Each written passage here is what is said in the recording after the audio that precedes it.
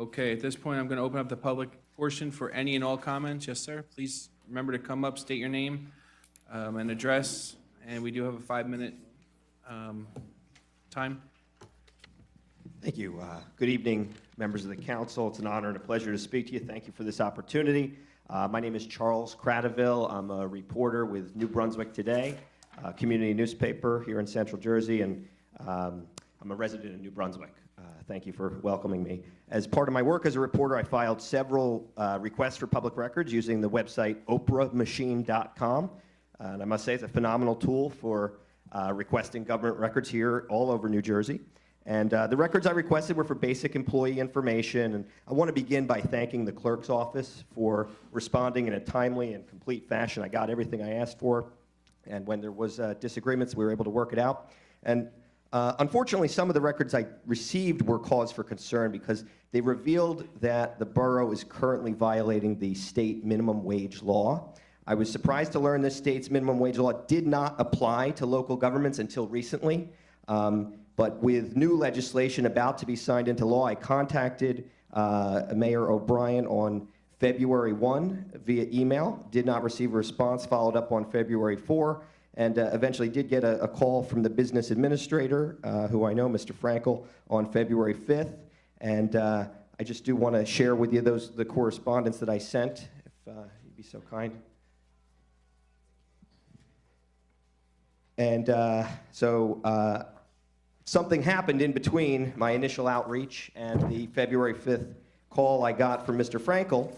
And of course, what changed is that on February 4th, Governor Murphy signed into law A-15, legislation that for the first time required local governments, county governments, and boards of education to pay the state minimum wage, which is, of course, higher than the federal requirements of the Fair Labor Standards Act, which have always applied to the boroughs and townships across New Jersey. And so it's important to note that this law took effect immediately, February 4th. The moment the governor signed it, it was the law of this state. And so when I spoke to the BA on February 5th, I tried to make it clear that immediate corrective action would be necessary if the records I had received were accurate. And Mr. Frankel told me, we know what we're doing.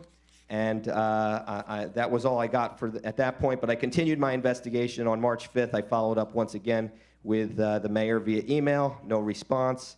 Again, March 25th. Again, no response. And so I continued to gather information using the oprahmachine.com website. On April 8th, I filed a request for documents that would show all active hourly employees on the borough payroll and what their hourly rate was. And the clerk's office responded on April 18th with a Microsoft Excel spreadsheet that revealed and confirmed that 7 employees were still listed at illegally low pay rates. And I'll provide you that exact response that I got here.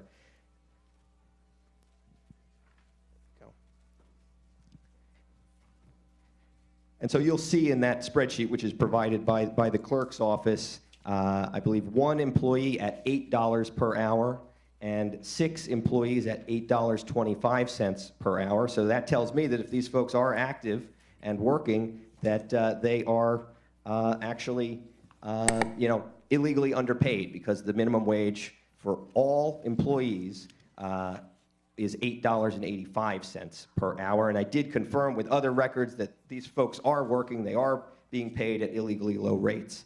And so on Friday, May 10th, I again contacted the mayor via email, copying the BA this time, and complete with the links to all these records were provided. And as I did back in February, I asked the mayor to please explain, address, and if necessary, correct these discrepancies. And so here's my communication that I sent in March and May. And so unfortunately, as of this moment, I still have not received a response from the administration. So I'm here tonight to inform the council that this continuing violation of state law is happening here. And I'm sure that I don't have to tell any of you how important public workers are to this community. And I sincerely hope you'll do the right thing by those workers and immediately approve retroactive pay raises back to the date that the law became effective. And so, indeed, Sayreville's not the only municipality that failed to account for this new law. I'm sure it was an honest mistake, but other mayors responded to my concerns, and other councils approved those retroactive raises that I asked them to do. And so I'm here tonight to ask if you can commit to doing the right thing, righting the wrong, correcting this, and doing right by these employees. It's at least 7 of them, and I do want to hear what's the update on this and what can we do about it. Yes, Mr. Kratovil, or did I pronounce it right? Yes, you did. All right, thank you. You know what, I'll certainly, I know for a fact that this mayor and council certainly will rectify any wrong. This is I know that you had sent your OPA request last, a couple weeks ago, and I know the clerk's office did a yeoman's job getting you that information. What I promise to you is I'll look into it tomorrow to ensure what your information is accurate. I'll speak to Labor Council, and then I'll have an opportunity to give you a holler tomorrow. How's that? That'd be great. Yeah, I just want some follow-up. Yep. Very much would appreciate that, and thank you for that. I'll leave you with my card. I have another meeting to get to, so I got to Well, run. you know what, as you're walking out, I'll give you my card. Sounds good.